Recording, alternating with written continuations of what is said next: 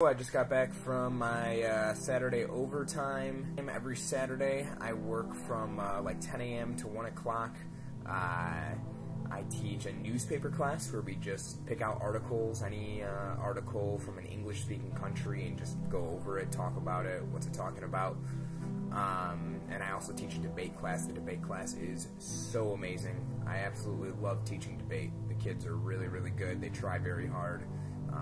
It's a lot different from my normal classes where they just don't want to be there. They actually put forth a lot of effort, so it's really cool to see. My tactics for that debate class is that most of the time I'll ask each of the kids to pick a subject and play rock, paper, scissors. And, you know, one of the kids might pick environment, one of the kids might pick math, one of the kids might pick literature, and whoever wins rock, paper, scissors, I make up a debate topic based on the subject they chose. So one of the kids today chose animals, and the debate topic was, should we ban the use of animals in scientific and commercial item experiments, like perfume and medicines and that kind of stuff. Also, speaking of rock, paper, scissors, they decide everything with rock, paper, scissors. If you ever ask the kids something simple like, okay, who wants to read first? They immediately default to rock, paper, scissors, and they can have a rock, paper, scissors match of 9 people. There's no hesitation. There's no questioning who has won each round. They say something like, bye, bye, bull. I think that's what they say. Bye, bye, bull. Bye, bye, bull. And it's very, very quick. And a 9-person rock, paper, scissors match will be decided in moments. It's just absolutely amazing. It's impossible for me to follow, but they're really, really bright kids. Another sign of how smart these kids are, we play this memorization game where you'll say something like, at the zoo, I see an elephant. And the next kid will say, at the zoo, I see an elephant and a rabbit. Next kid, at the zoo, I see an elephant, a rabbit, and a dog. And you have to keep going on to this and remember everything someone said before you. And usually I can remember maybe 10 or 11 items, and I feel like that's really good. Some of these kids remember 50. 50. It's mind-blowing. I mean, sometimes I just have to stop the game and say 2 people won because it seems like it'll just go on forever. These kids would be like, at the zoo I see a rabbit, a fly, a dog, a snake, an elephant, a cheetah, a lion, a panda, a cobra. And I gotta write every single one of these down because I can't possibly remember 50. I feel like a half-wit compared to these kids. It's absolutely incredible. In Korea, a bow of the head is pretty standard practice for saying hello. I've been trying to teach some of the older kids, you know, like 16 to 25 years old, how to, you know, shake hands, be a true American. And all I ever get is the dead fish. Dead fish, that's all I ever get. I've been trying to, I play soccer every Tuesday with some of my students and my boss, and one of my students is 25 years old. I've been trying to teach him how to shake hands because he's planning on going to Chicago, and he seems almost afraid whenever he goes to shake my hand. He told me that I squeeze his hand, and I said, yeah, you know, that's how you shake hands. You squeeze the other person's hand. And he said, I know, but it hurts. I was like, oh man, you know what, maybe just don't shake hands. You're better off not shaking hands and not giving a person a dead fish, because in America, giving a person a dead fish is like setting fire to your manhood and smiling as you do it. It's not good, though. I'm doing my best. I'm trying to teach him a good manly handshake, but I feel like I'm failing. Wish me luck. While some people are afraid just to like shake my hand, I feel like people here are legitimately afraid of me. And I feel like I'm one of the least threatening people on the face of the earth, you know? I like to sit around and meditate and read and play games. Like, I can barely punch a person. You know, I take animals outside, I take insects outside to save them. I'm not a threatening person at all. But when I'm walking down the street and my path intersects with someone else, you know, we don't just get out of each other's way. The person whose path I intersect with whimpers and cowers from me, like I'm gonna hit them. I don't understand it. I don't know if it's the beard.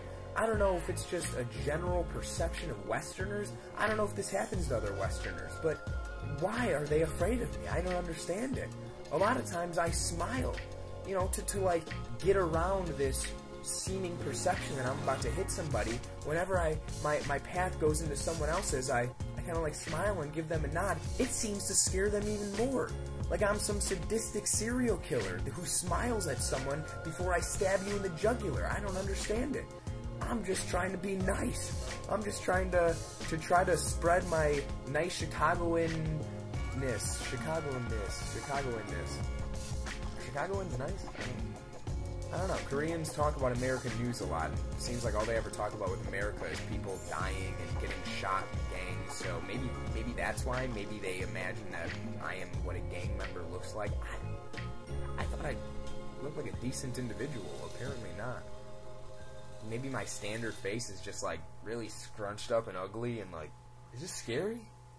I have this student whose English name is Wes, and I call him Wes Anderson, and he is obsessed with Wes Anderson now. He looked up Wes Anderson on his phone and found out that he was a director, and he's always late for class. And when he's late for class now, he always says, "Oh, teacher, I'm so sorry for being late. I was directing a movie." And in my opinion, that's a good enough excuse for Wes Anderson. Okay? That's knowledge of another person's culture. So I always let him off the hook. I would say, all right, Wes, just let me know when that movie's coming out, and I get a free ticket to the showing. Wes Anderson and the other students are obsessed. I mean, obsessed with Einstein's hair. I don't know what it is. I know the guy's got goofy-looking hair, but it's not that weird-looking. I mean, come on. That's the mad scientist look. Okay? That's how you know a person is intelligent, borderline crazy, but also brilliant, right? They are obsessed with Einstein's hair. If you even mention the name Einstein, they will go into a 10-minute laughing fit. They just think it's the funniest thing on earth. It is just absolutely hilarious. It must just be because of the contrast with their own hair. I'm not positive, but I had them present an essay, and the topic of the essay was, if you could be any famous person in the world, dead or alive, who would you be and why? And of course, Wes Anderson chose Einstein and told me that he chose Einstein because he wants to have such cool hair. Of course, he was laughing the entire time. He thought it was hilarious. And I asked another student, okay, now you go. And he told me that he would choose to be Isaac Newton so that he could be friends with Einstein, who has such cool hair. And of course, he was laughing the whole time. I don't get it. Another student actually told me that he would choose to be Einstein's servant so that he could brush Einstein's hair and make it even cooler. Crazy. These kids are crazy. This is also the same class that I taught the phrase bomb.com to. I told them that it's an acceptable American phrase, that most people in America say it, and it signifies that you're a really cool person if you say it. So if you happen to see Koreans using the phrase bomb.com in your area, that was all me. One of my students named Tony told me that he has a turtle the size of his backpack that he goes swimming with. I don't know if this is true, but his turtle's name is, aptly enough, Turtle. They are really good friends. I have another student named Henry who told me that he is a high-ranking member of a gang called the Penguins, and that he enjoys smoking lots of cigarettes and beating people up. He's 13, by the way. When I told him that there are people in America that actually really do enjoy those activities, smoking cigarettes and beating people up, he immediately stopped laughing and said, "Teacher, I was just kidding." But I still refer to him as Henry, King of the Penguins. I feel like that's a really good name for a student to have. I've also been having a lot of fun teaching my kids to lie.